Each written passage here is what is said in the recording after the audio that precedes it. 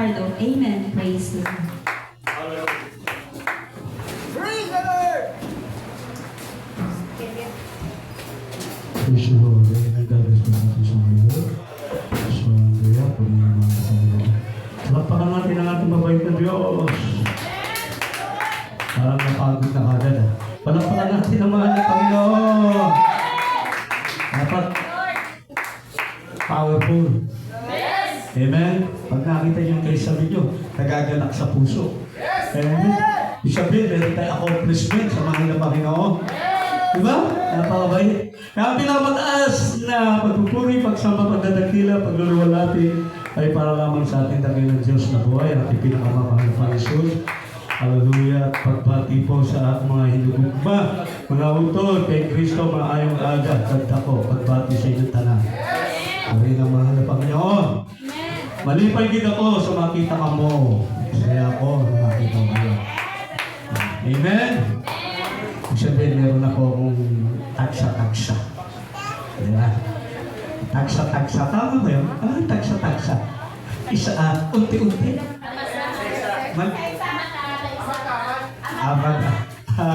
Alam, taksa-taksa. Di saya pala yung taksa-taksa. Ayun. Purihin ang ating dakilang Diyos. Mga minamahal, tayo po ay dadako sa mga buhay na patotoo. Ito yung mga karanasan ng mga Kristiyano. Amen? Paano po tayo binago ng mahal na Panginoon? Paano tayo pinagpala? Ito po yung ating ipapahayag sa ating mabait na Diyos. Amen? Kaya nga, sabi ng banal na kasulatan, mga minamahal, sabi dito ng John 5:34, but I received not testimony from man, but this thing I say not might be saved.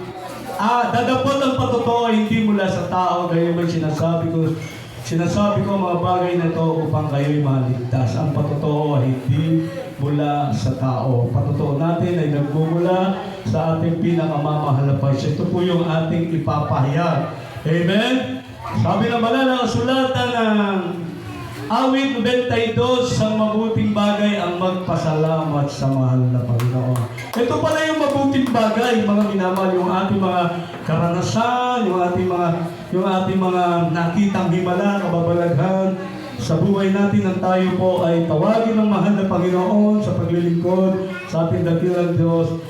Nagkaroon po ng mga pagbabago, nagkaroon ng himala, mga minamahal ang ating mga karamdaman, pinagaling ng mahal na Panginoon ang ating mga bisyo, inalis ng mahal na Panginoon. Ito yung kamanga-manga na dapat po natin ipasalamat sa mahal na Panginoon.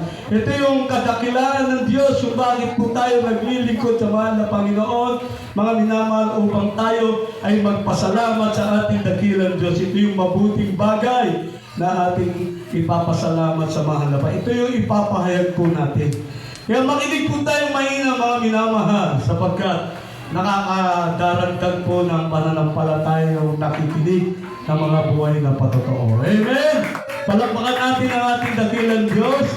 Mga minamahal, bago tayo magsimula, mga minamahal, sa pagpapahayag ng buhay na patotoo, tayo muna ay magbatian sa pamamagitan ng pagkakamayan. Magkamayan po ang bawat isa, tanda ng pagbabatian sa ating dakilang Diyos. Purihin ang mahal na Panginoon. Tayo po, mga minamahal, ay magbatian. Praise the Lord, purihan ang ating mabait na Diyos.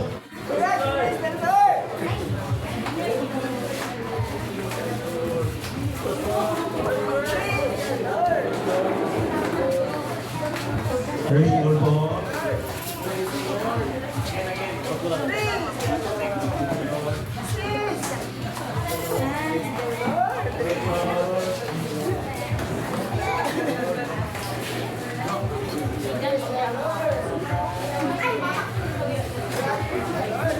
Purihin ang ating pinakamamahal na Panginoon Jesus, mga kapatid.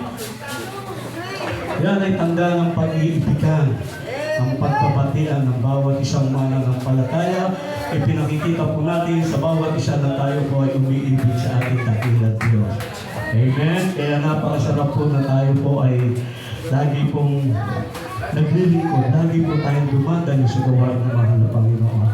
Purihin ang ating dakilang Diyos. Lahat magsabi, praise the Lord! Tayo po mga minamahal ay dadaan na sa pagpapahayag ng buhay na patotoo. Mga minamahal, aking po pinaghahanda ang ating beloved sister si Alpao at si Brother Ram.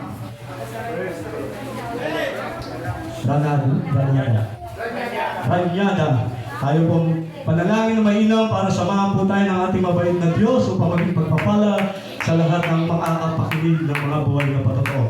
Tayo po'y magsisimula na. Akin na po'y binibigay po pagkakataon sa unang magbubukas ng patotoo ang ating beloved sister sa Albao. Puri, Shari, Puri. Shari. Praise the Lord. God bless po sa ating testimony leader. At unang higit sa lahat, ang pinakamataas na pagpupuri at pagluwalhati ay tanging sa ating pinakamamahal na Panginoong Jesus po lamang. At unang-una po, nagpapasalamat po ako dahil binigyan na naman po ako ng pagkakataon ng ating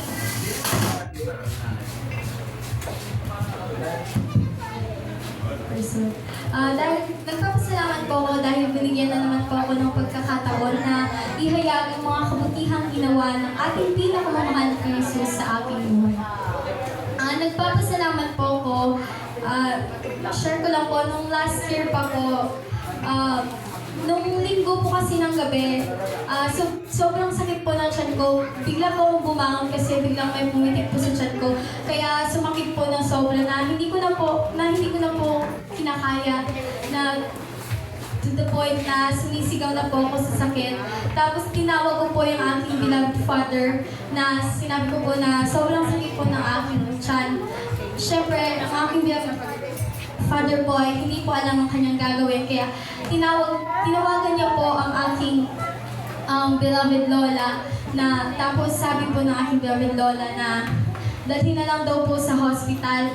Ngunit napag-isipan po ng aking beloved father na tawagan po yung ating beloved preacher dahil nga po, nung time na po na yun, nandun lang po sila sa bahay nila. At nagpapasalamat po ako dahil nung tinawag na po ng aking beloved father, yung ating beloved preacher, nung dumating na po sa bahay namin,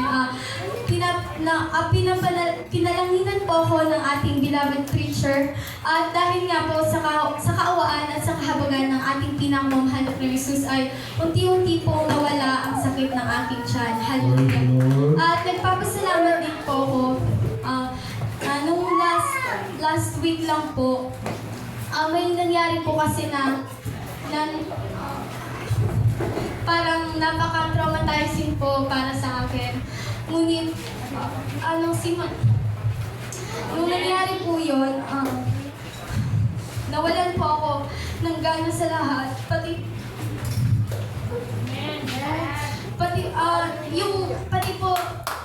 po sa pag-aaral ko po, parang ginagawa ko na lang po yung mga na ginagawa ko po dahil kailangan po, hindi dahil gusto ko. Ngunit nagpapasalamat po ako dahil meron po mga taong ginamit ang ating pinakamamahal na Jesus na ako po ay tulungan sa aking mga pinagdadaanan. At nagpapasalamat din po ako sa ating pinakamamahal na Jesus dahil nung time na po na yun, ang ating pinakamamahal na Jesus ay aking nagsilbing sandigan at kakampi po sa nangyari na yun. At nagpapasalamat din po ako dahil iningatan po ako ng ating pinakamamahal na Jesus, pati ang aking beloved father.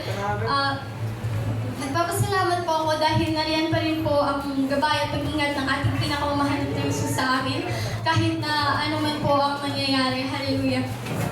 At nagpapasalamat din po ako dahil kada araw na po ng pagsamba na may chance na po ako na humarap sa ating pinakamamahal na Jesus ay hindi po ako tinatanggihan ng ating pinakamamahal na Jesus. Nagpapasalamat po ako sa mga pagpapala simula sa pagpapalang pisikal, financial, material at higit po sa lahat, pagpapalang pang-espiritual. At hanggang dito na po ang aking pagpapasalamat, ang lahat ng kapilihan at kapasalamatan ay tanging sa ating pinakamamahal na Panginoon Jesus ko lamang. Amen. God bless po. God bless you, Michelle and Paus. Kapuri-puri ka mga gawa ng ating dakilang Diyos. Kaya mga minamahal, tayo po ay magpapatuloy maglingkod sa ating dakilang Diyos, dumating man sa atin ang mga problema.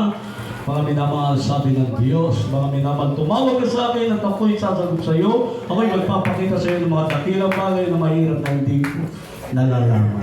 Meron tayong Diyos na tinatawagan. Amen? Pag dumarating sa atin ang problema, sakit at karamdaman, sabi ng banal na kasulatan, tumawag ka sa akin at ako'y sasagot sa iyo. Amen? Yun ang kagandahan na meron tayong Diyos na tinatawagan. Amen? Meron tayong kakampi. Ang ating pinakamamahal na Panginoon. Kaya habang naghahanda, ang ating mga children's choir, tayo po'y tumayo, mga minamahal. Mawit muna tayo sa ating dakilang Diyos.